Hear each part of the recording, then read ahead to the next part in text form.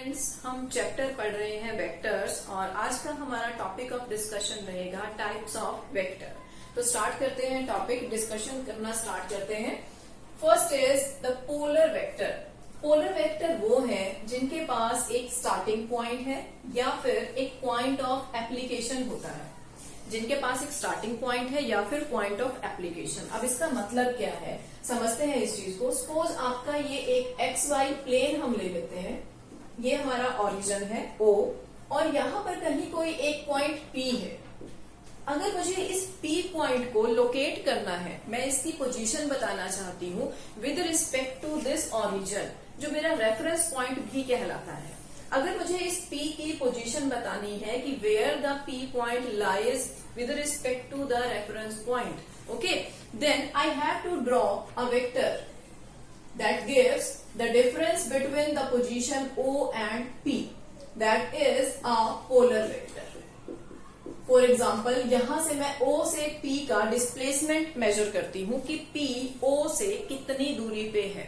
Okay, तो कहीं से तो हम मेजरमेंट स्टार्ट करेंगे। जो आप मेजरमेंट स्टार्ट करोगे वो एक स्टार्टिंग पॉइंट होगा, और जो वेक्टर्स जिनके पास अपना एक स्टार्टिंग पॉइंट है वो हमारे पोलर वेक्टर है। क्लियर? तो जैसे डिस्प्लेसमेंट है, जब भी हम डिस्प्लेसमेंट मेजर करते हैं we need a point of reference, जहां से आप मेजरमेंट स्टार्ट करोगे तो वो आपका पोलर वेक्टर कहलाएगा। डिस्प्लेसमेंट जो है it is a example of polar vector. Okay, अब सेकंड हमने कहा कि इनका एक पॉइंट ऑफ एप्लीकेशन भी है। पॉइंट ऑफ एप्लीकेशन में हम सबसे सिंपल एग्जांपल फोर्स का ले लेते हैं। जब भी फोर्स की बात की जाती है तो हम सबको पता है कि it is a purely vector quantity. Okay, तो जब फोर्स की बात करते हैं हम, तो हम सबसे पहले देखते हैं कि इस किस पॉइंट पर अप्लाई किया गया, ठीक है, किस डायरेक्शन से अप्लाई किया गया and eight which point it is applied. Okay, तो इनको कहा जाता है पॉइंट ऑफ एप्लीकेशन। तो फोर्स जो है आपका that is also a polar vector. ऐसे ही हमारा लीनियर मोमेंटम है, ये भी हमारा एक पोलर वेक्टर है। ओके, तो समराइज करने के लिए दो पॉइंट यहाँ पर मेन है, जिनका एक स्टार्टिंग पॉइंट हो या फिर एक पॉइंट ऑफ एप्लीकेशन हो, उनको हम पोलर वेक्टर कहते हैं।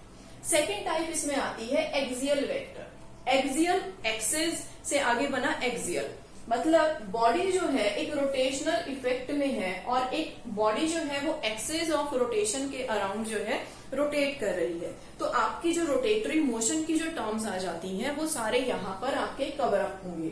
जैसे सबसे पहले हम मान लेते हैं कि ये हमारी कोई एक एक्सिस ऑफ रोटेशन है, ये एक कोई एक्सिस ऑफ रोटेशन है और बॉडी इस एक्सिस ऑफ रोटेशन के अराउंड इस पाथ में रोटेट कर रही है। ओके, तो यहाँ पर जो इसकी एंगुलर वेलोसिटी होगी, एंगुलर वेलोसिटी, एंगुलर एक्सेलरेशन, यहाँ हम इसका एक पॉइंट, ये इसका O जो है रेफरेंस पॉइंट लेकर, और R जो है इसका रेडियस वेक्टर हम मान लेते हैं, ठीक है। एक्सिस ऑफ रोटेशन से ये R जो है it is known as the perpendicular distance. Clear? तो जो एंगुलर वेलोसिटी है, जो एंगुलर एक्सेलरेशन है, तो ये जो टर्म्स आपकी आती हैं ये आपके जाएंगे एक्सियल वेक्टर्स में। सिमिलरली द टॉर्क, टॉर्क भी जो है आपका एक्सियल वेक्टर में ही आता है। टॉर्क का फॉर्मूला हम यहाँ पे लिख सकते हैं वेक्टर R क्रॉस F। तो ये जो टर्म्स हैं आपकी रोटेटरी मोशन से related, all of these terms comes under the axial vectors. Clear? तो उसके बाद नेक्स्ट आ जाता है हमारा पोजीशन वेक्टर। पोजीशन वेक्टर, देखिए इसके नाम से ही बिल्कुल क्लियर है कि एक ऐसा वेक्टर जो पोजीशन को स्पेसिफाई करे उसे पोजीशन वेक्टर कहते हैं। जैसे इसी डायग्राम में मैंने यहाँ पर एक एक्स वाई प्लेन में कोई P पॉइंट लिया था, that was my observation point. तो इस P की पोजीशन को लोकेट करना हम चाहते हैं, तो उसकी पोजीशन को स्पेसिफाई करने के लिए जो वेक्टर आप यूज करोगे उसे हम पोजीशन वेक्टर कहेंगे। तो यहाँ पर मैं अगर एक R वेक्टर ऐसे, R वेक्टर अगर हम ऐसे ले लेते हैं तो उसको हम पोजीशन वेक्टर कहेंगे, जो P की पोजीशन बताएगा with respect to this origin. Origin से P पॉइंट कहां पर लाई करता है उसकी पोजीशन को लोकेट करने के लिए R वेक्टर को यूज किया जाएगा। तो R वेक्टर जो है यहाँ पर पोजीशन वेक्टर कहलाएगा। क्लियर? उसके बाद नेक्स्ट ले लेते हैं हमारा डिस्प्लेसमेंट वेक्टर।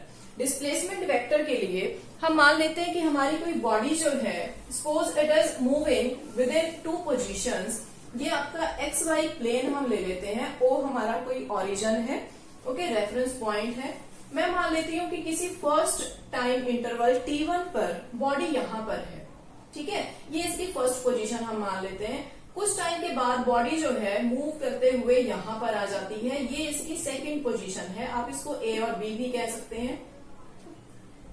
तो विद रिस्पेक्ट टू ओरिजिन इसके लिए पोजीशन वेक्टर मैं R1 यूज कर लेती हूँ, और सेकेंड पोजीशन के लिए जो पोजीशन वेक्टर है उसको मैं R2 मान लेती हूँ। तो अब जैसे डिस्प्लेसमेंट हमें पता है कि डिस्प्लेसमेंट जो है it is the difference between final position and initial position, दोनों के बीच का डिस्टेंस जो गैप है वो डिस्प्लेसमेंट कहलाता है। तो यहाँ पर ये मेरी इनिशियल पोजीशन है बॉडी की और ये इसकी फाइनल पोजीशन है। तो इन दोनों के बीच का जो डिफरेंस है, एक ऐसा वेक्टर जो इन दोनों के बीच का डिफरेंस मुझे बताएगा, उसको हम डिस्प्लेसमेंट वेक्टर कहेंगे। ओके, तो डिस्प्लेसमेंट वेक्टर आपका इन दोनों पोजीशंस के बीच का हमें डिफरेंस बताएगा। नेक्स्ट आ जाते हैं equal vectors. Now these are some basic terms which are frequently used in vectors. सबसे पहले उसमें आ जाता है इक्वल वेक्टर। बहुत इंपॉर्टेंट रहती है ये definitions to understand the topic vectors. Okay, तो इक्वल वेक्टर्स क्या होते हैं? देखिए, जिनकी कंडीशंस हैं कि मैग्नीट्यूड सेम होना चाहिए और डायरेक्शन भी सेम होनी चाहिए। अगर कोई दो वेक्टर इन कंडीशंस को सेटिस्फाई कर दें, only then they will be called equal vectors. अब इसको हम ड्रॉ कैसे कर सकते हैं, देखिएगा। सपोज ये कोई वेक्टर ए है और ये कोई वेक्टर बी है। They are pointing in same direction and have the same magnitude. So A और बी जो है यहां पर मेरे ये इक्वल वेक्टर कहलाएंगे। Same direction and same magnitude, तो ए और बी जो है ये इक्वल वेक्टर्स हैं। अब बारी आ जाती है नेगेटिव की। नेगेटिव वेक्टर की कंडीशन क्या है कि मैग्नीट्यूड तो होना चाहिए सेम, इक्वल मैग्नीट्यूड होना चाहिए, बट डायरेक्शन जो है वो ऑपोजिट होनी चाहिए। अब इसको हम डायग्रामेटिकली कैसे शो कर सकते हैं? जैसे सपोज ये मेरा है वेक्टर ए और बिल्कुल सेम मैग्नीट्यूड का कोई दूसरा वेक्टर जो इसके ऑपोजिट में पॉइंट करे, ऐसे ये ऑपोजिट में, या मैं इसको बी वेक्टर मान लेते हैं हम इसको, ठीक है। तो यहां पर हम लिख सकते हैं कि वेक्टर ए जो है that is equal in magnitude with vector B, but it is negative. Negative क्यों? क्योंकि दोनों एक दूसरे के ऑपोजिट डायरेक्शन में पॉइंट कर रहे हैं, बट दोनों का मैग्नीट्यूड सेम है। तो हमने लिख दिया कि ए और बी इक्वल तो हैं, they are equal in magnitude, but they have negative direction, opposite direction, तो इसलिए हम यहाँ पर नेगेटिव साइन लगा देते हैं। तो ये नेगेटिव वेक्टर है। उसके बाद नेक्स्ट आ जाता है आपका कोप्लानर वेक्टर।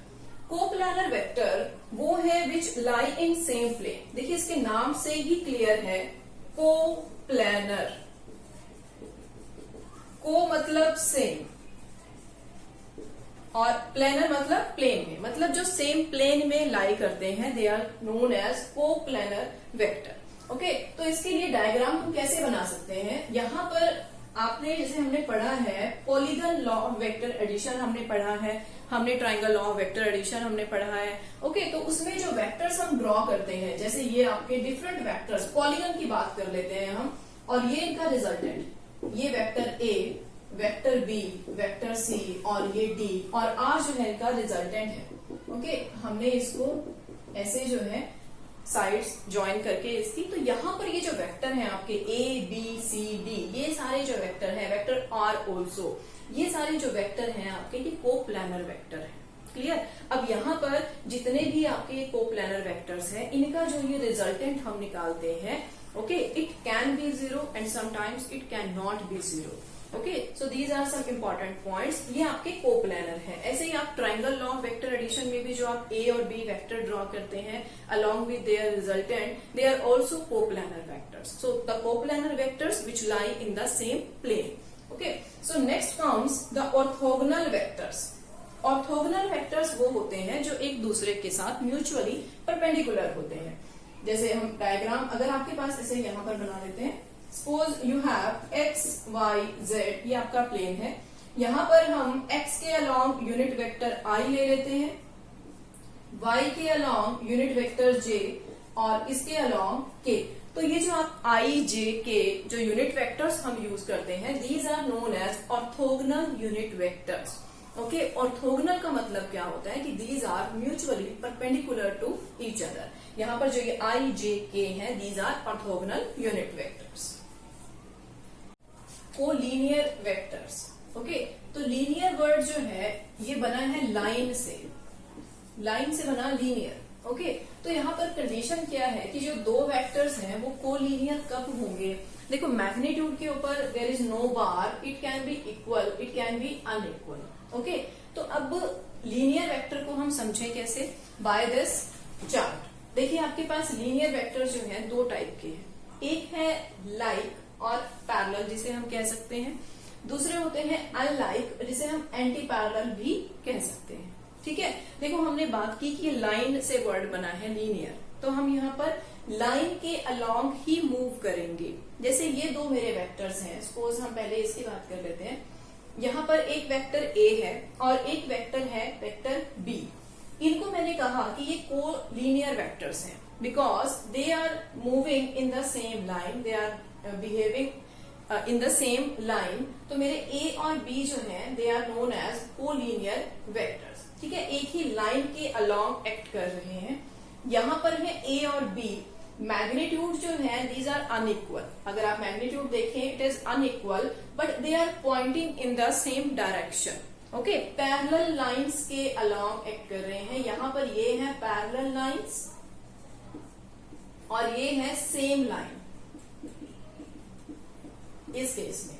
तो ये दोनों ही केस में हमारे कोलिनियर वेक्टर्स बनते हैं। ओके, अब अनलाइक और एंटी पैरेलल क्या होंगे। देखिए, यहाँ पर ये सपोज मैंने ले लिए ए और बी दो वेक्टर।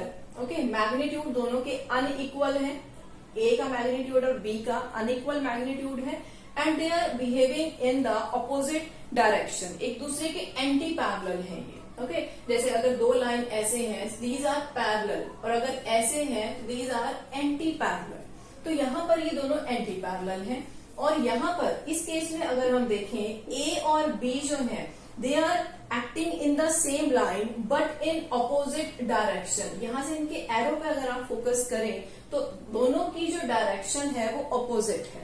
तो ए और बी यहाँ पर कहलाएंगे मेरे कोलिनियर वेक्टर्स तो हैं but they are behaving in opposite direction. तो ये सारे जो क्लासिफिकेशन है all this comes in collinear vector.